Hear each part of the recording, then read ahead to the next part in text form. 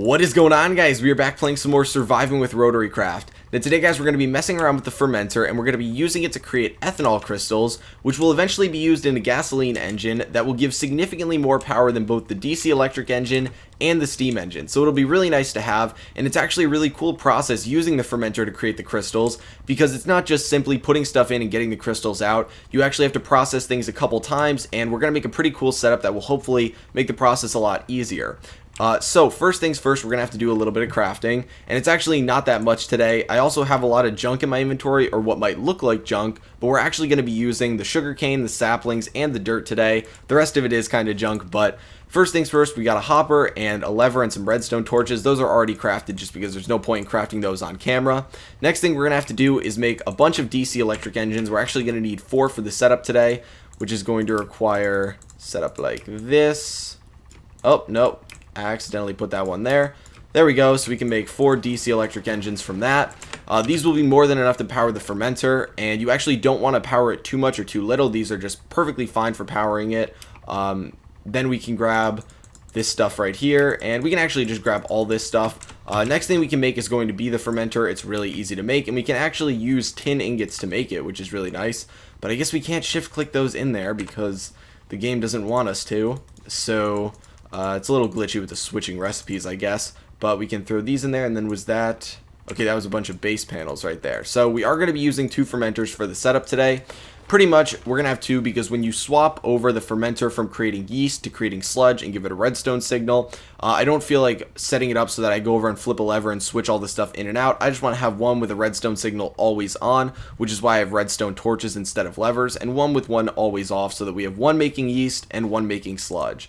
Now, after that, we're going to need to make a pump too, because we are going to need to supply these with water, which is what the first 2 DC electric engines are going to be used for.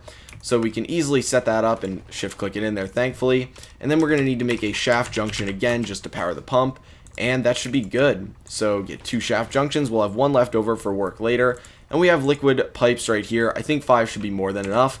Now, it is nighttime out, so I am going to sleep. It just became nighttime, so we don't have to worry about anything walking into the house, but just want to be sure that we don't have anything explode on us. The farm out here is working great. You can see there's a little bit of an issue where sometimes the seeds will get blown behind it. It doesn't happen very often, but you can see that it does get a ton of seeds for us. Eventually that's going to fill up and we can shut the whole thing off for the time being.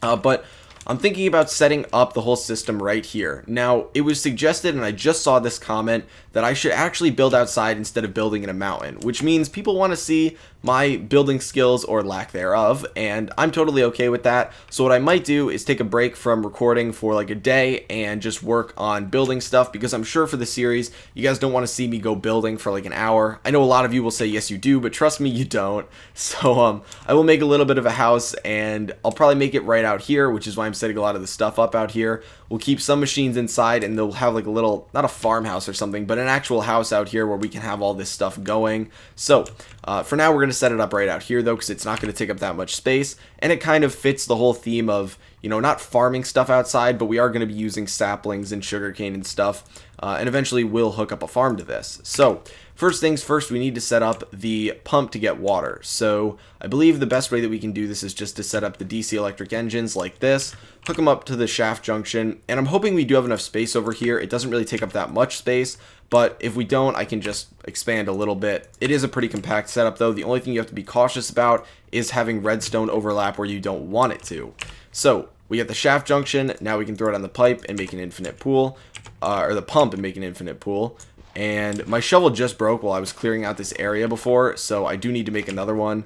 But for now, it should be fine. The only annoying thing is that this is going to suck all the stuff over into this, and it doesn't even pick it up. It gets blocked by the steam engine right there. So hopefully we don't have to break too many blocks. But now we've got the shaft junction right here. We can throw down a lever for these. I will always use a lever from now on for the electric engines, because why not?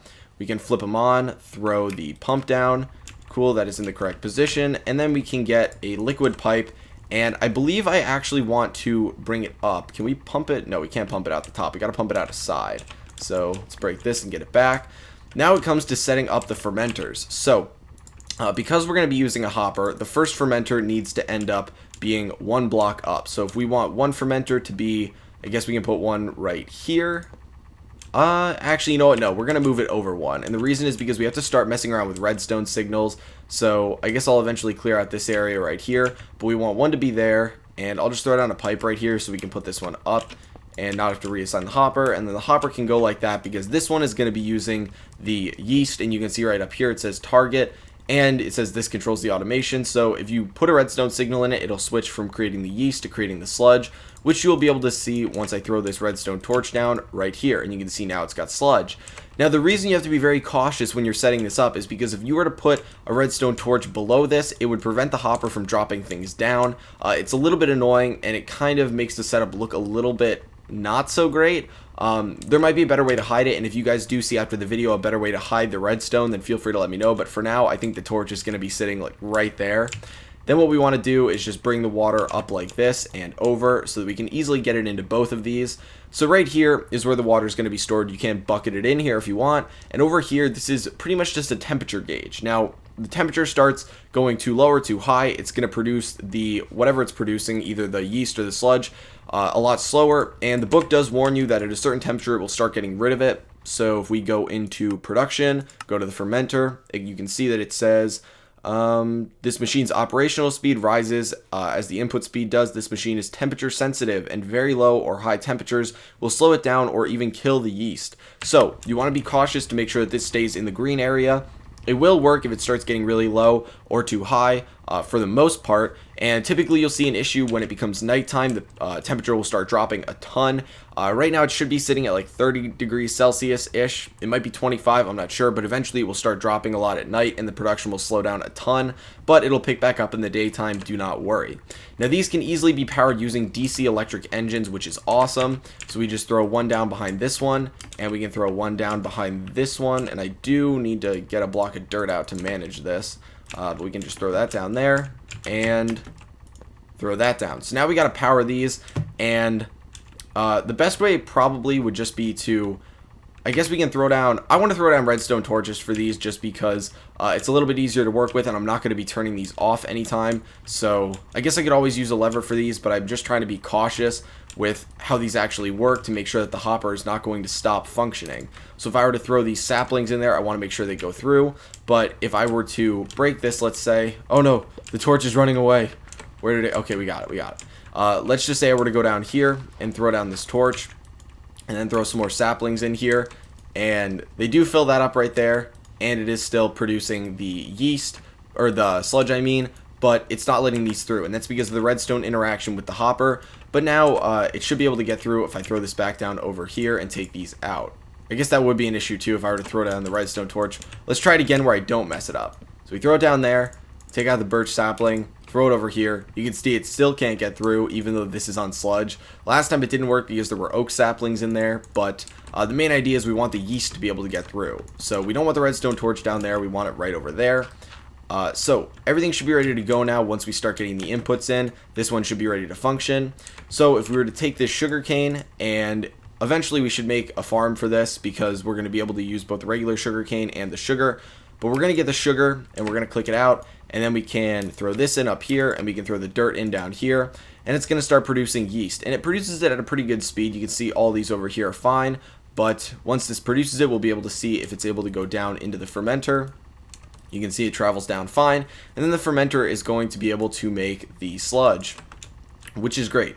Now, one thing to be cautious about is obviously the redstone and everything, but if you're going to try and automate this further by putting another hopper below this and pulling this over into a furnace or whatever you're trying to cook it in to automatically smelt it, you do want to be cautious again with the redstone signals, because using DC electric engines and having those redstone signals working behind it and having hoppers below it and all that, it does get a little bit messy, which is why I'm going to opt to manually transport the sludge over to a furnace.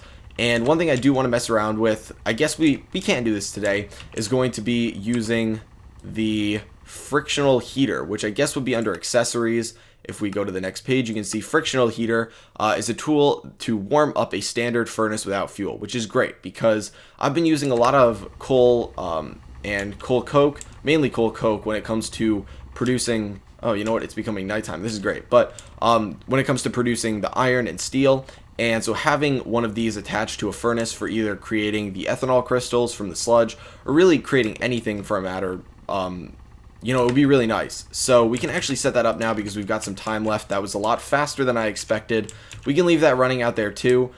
One thing also to note is that it doesn't always consume this dirt, so you don't need to worry about that. And you can see you got all these recipes here for using the fermenter. You can use lily pads, dandelions, leaves from trees, saplings, all that different stuff, flowers. So a lot of the junk that you're going to get when you're running around in your world that you really just don't want to keep, which is why it's nice. But I guess we can come inside and set up one of these with a furnace. So we can take one of these furnaces down right here, and we can use that. It can use a perfectly good regular furnace. And to create this, we are going to have to give it some power. So if we were to go to the frictional heater, ooh, what's that one? Refrigeration unit. Okay, so the frictional heater is relatively easy to craft. I do have a bunch of steel left, so we can just use this stuff. I usually don't do this crafting on camera, but I also wasn't planning on setting this up today. So a little bit extra. Also, I guess what I can talk about while we do this is I was told that it would be nice if I set up a crafting area so that whenever we're doing the crafting, it could be in an area solely dedicated to crafting where, you know, it looks nice and it's not a little big thing that's really messy, because I always come on camera and I always go to the chest and I always do the crafting and all that. So I think that would be a really cool idea. So now that we have the frictional heater, we're also going to be using another steam generator or steam engine. I guess this setup is going to take a lot to make, actually. That's surprising. The main reason we're going to be using this is because it's going to get us at a good speed where it's not going to overheat the furnace using the frictional heater, which can happen. It's going to keep it going very nicely so we can get the steam engine. And to make this, we do have the condenser. We need to make another impeller, which we can easily do. I use this all the time. Oh, you know what? We need to do it in another crafting table. That's the one complaint that I have, is that you can't use the work table like a regular crafting table. It's a little bit annoying. It's whatever, but it's kind of like a pet peeve of mine now, or it's grown to be a pet peeve. Now I do need to cook down this gold ore, and I'm just going to cook it down like that. That's such a waste right there. I wasted that and the gold ore, but I'm going to rush right now, so we're going to do that. And then we should be pretty good to go on crafting that. Then we're going to need some more DC electric engines and another pump. We use that all the time. We use so many pumps. Honestly, we could probably manage with the setup we actually have right out here. Honestly, we might be able to do that because these don't use that much water. I think we could probably funnel some of that water off. Yeah, that's what we're going to do. We're going to try that out, and we're going to set it up right outside there. So we are going to need to make the actual steam engine itself, and I think that should be good to make it. Yep, there we go. So we got the steam engine. I should have some leftover netherrack. We have the flint and steel on us, and all that we really need to do now, we do need to get some glass because we do need some more pipes. So we need to find some sand. We gotta go on a trip to find some sand. Should be right over here, because there's a small body of water over here, and we should be good. Then we can head back. It sounds so quiet when I don't have like all those sounds coming from my base, which, you know, it's nice, but I've kind of grown accustomed to them now. So we don't need that much. We only need 3 pieces to get 16, so we'll just grab these 3 and head back. And it's becoming nighttime, which is great because I can show you guys how the temperature will go down on the fermenters and how it will decrease the speed at which they function. Not a horrible thing, but it just means that it'd probably be nice if we sleep pretty often, which I normally do, so it's really not a big issue. Just letting you guys know if you're curious why it was happening. I freaked out when I was first trying to set this up, so if we see, you can see this is starting to go down, and the production should be going down. There's no sugar left in here, so it's hard to see, but it will produce it a lot slower. And while this is still burning, we can hopefully get our sand in there. And this will be a non-issue from now on too once we have this furnace set up. So once we have that, we need 2 pieces. We actually only need 2. Okay, so let's hope this can finish producing 1 more piece of glass. Oh man, it can't. You know what? Do I have any coal? Yeah, we do have a little bit of coal left. We'll just throw that in there. Like I said, this will be a non-issue after this, so do not worry that I'm wasting coal or something. Clearly I know I am. But you guys always nitpick on that, so I know someone's going to comment about it. Okay, so here we go. Get the 16 liquid pipes, and we should be good to go, I believe. So I'm trying to think of the nicest way to set this up. If we were to put the furnace over here, I guess we can set the furnace up over here. We can pipe this over. This is gonna be kind of messy out here. I'm gonna have to set this up a lot nicer eventually. No, give me the back. Okay, so we got that. We can take the frictional heater and throw it right on the side. So we just got to rotate this with a screwdriver, like so. No, not like that. Like that. Okay, so I might have had that correct before. And then we are going to...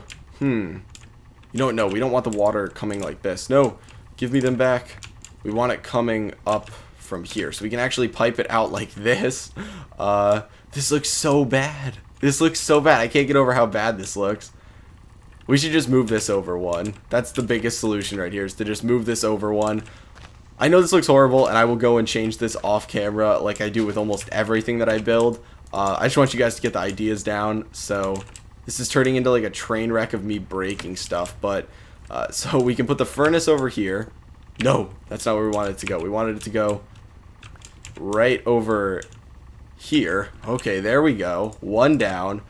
That can go right there. Rotate it like that, which means that the steam engine is going to have to go right here. That's going to have to flip the other way, meaning the pipe is going to have to come in there, and we're going to have to heat up the area below it with the netherrack, which can go right there. And we can pull out the flint and steel because this should have the water in it that it needs. Yep. And there we go. Cover that up, and this should be ready to go now. The water should be fine, especially because this isn't going to be functioning 24/7. I guess I could have moved this back one, and it would have been nicer in line with that, but I will totally alter this with the new base that I make out here. Not a new base, but a home that I make out here. And once this gets hot enough to start functioning, the frictional heater will start spinning, and it'll start heating up the furnace, and it'll get it to a nice temperature that's not going to be too hot for it to actually function. If we want to go into the book while this is heating up and look at some stuff about the frictional heater, we can see, I believe it should be under accessories. Flip over to the next page, frictional heater. So it's a tool to warm up a standard furnace. The higher torque and speeds mean higher temperatures, but beware, spending too long at high temperatures and you can melt the furnace entirely. Higher temperatures can speed up the operation of the furnace, and a hot furnace is also the only way to smelt tungsten flakes into tungsten ingots. And the temperature is ultimately a function of input power. Machine or matching the torque and speed will improve efficiency. Okay, so awesome. So pretty much we're just going to want this at a good enough speed to allow this stuff to smelt at a reasonable pace. I believe it actually smelts relatively fast. So once this does get into the yellow zone, we can watch this and we can grab the sludge out of here, throw it in here, and this will be what produces our ethanol crystals for us. Now, I don't know if the ethanol crystals really have a use other than the gasoline engine, but we will use them primarily for that, hopefully in the next episode. Now I'm kind of just like rambling, waiting for this thing to start going. It's got to go up, I think, one more bar, maybe two. Also, something I noticed is that as this heats up, I believe the fuel that it has, like the time goes down, and it goes from an hour and 30 minutes to, I want to say 15 minutes, which is something interesting to keep in mind. If we were to look at this one over here, it's only got 15 minutes in it when it's at full heat, but this one eventually, when it starts heating up, will slowly go down. So I believe it needs, okay, so it's starting to function. Now it's going to probably start going down, I think. Okay, but here, now we can look at this. So this is starting to cook it. You can see right off the bat, it's cooking it at a really nice speed. It's got a cool sound to it, and it pretty much means that this is just rubbing it. It's getting a little hot there. You can see the color changing, like the metal is heating up. And you can see we are getting ethanol crystals now. So this is really awesome. If you guys are curious how to set this up automatically, you just move the ethanol crystals into this furnace using a hopper, and it'd be really easy if I were to flip this setup over here. The only annoying thing would be setting up the redstone torch, which I could probably just put on top of the furnace, honestly. But I will set this up off camera or switch it around a little bit to make it look nicer. Later, you'll be able to see it. I'll walk us through it again, but I hope you guys enjoyed today's video. If you did, feel free to give it a like. Also, if you found it entertaining or helpful in any way, feel free to give it a like, as it does help me out a lot. Also, if you have any comments on how you could make this look any better, feel free to let me know in terms of using the redstone torches or levers, because moving them around the fermenter, there's only so many sides that I can put it on, and I don't know if there's any better one that I can put it on without screwing up the hopper. Also, something I wanted to talk about to all the people that are still here, which are probably the people that actually care enough about the series in general or my channel, I do want to say that because of their responses, and people seem to pretty much prefer RotaryCraft to ThaumCraft in every conceivable way, I am going to still put out both series, do not worry, but I'm probably going to put out 2 to 3 RotaryCraft videos per ThaumCraft video, just meaning that, we'll have a lot more RotaryCraft content on the channel than ThaumCraft. We'll move through the series a little bit faster, but I think a lot more people want to see RotaryCraft, so we're going to do that. Now, this is always subject to change. If you do have an opinion, feel free to post it in the comments. Let me know what you guys want to see. If you want me to keep it the way it is right now, that's perfectly fine, but if you want me to change it, let me know what you guys want to see. So Thanks for watching, guys, and I will talk to you later.